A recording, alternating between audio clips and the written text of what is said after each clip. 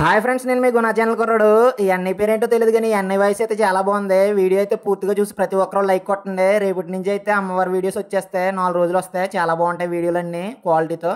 చూడండి, రేపటి నుంచి అయితే అమ్మవారి వీడియోస్. ఉంటాను మీ గుణ ఛానల్ కుర్రాడు.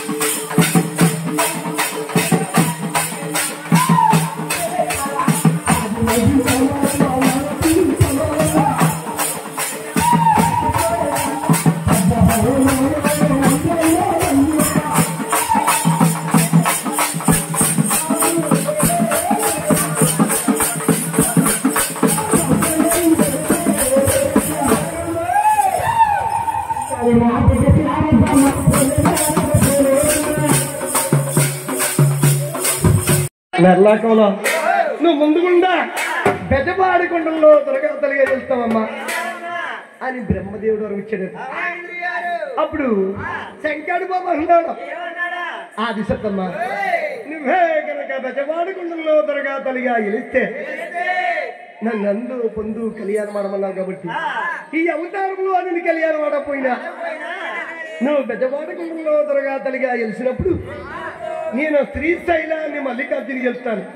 నువ్వు బ్రహ్మరావు గారికి పుడతావు, అప్పుడు నేను కళ్యాణం ఆడి నీ ఎత్తట్ల మొత్తలు తీర్తానని అడగబోయిందా.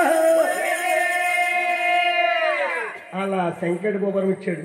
ఇక విష్ణుమూర్తి అంటాడు, ఆది సత్తమ్మ నువ్వే కనుక బెజపాడికొండలో త్వరగా తలిగా గెలిస్తే నేను అడిగి నీ అవతారం ఎత్తి ఆ పేరల్ల దేవగర్భాన్ని 7వ కొడుకే జలమలవుతాను. పెత్తరపు దంకనని 7వ పద్ధతికి వచ్చేస్తాను. గుళ్ళు గొప్పలు కట్టుకుంటాను. నాకు ఆపత వచ్చింది కాడ ఆ కాలు పుంజుకుంటానని అడగబోయిందా. అయితే ఆది పరాశక్తి మన నర్లోకంలో చెట్టుకో దేవతగా ఊరుకో దేవతగా గెలుస్తా ఉందట.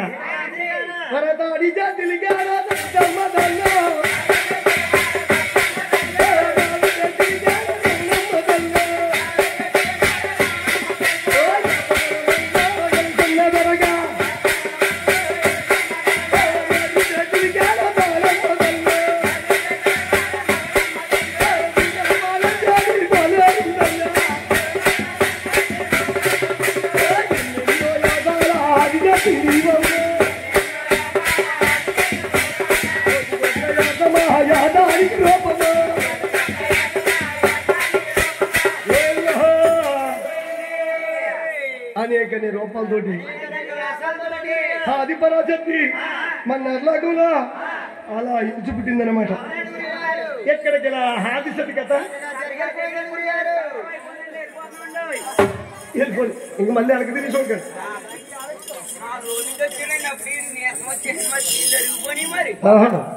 ఎక్కడికి ఆది సతి కథ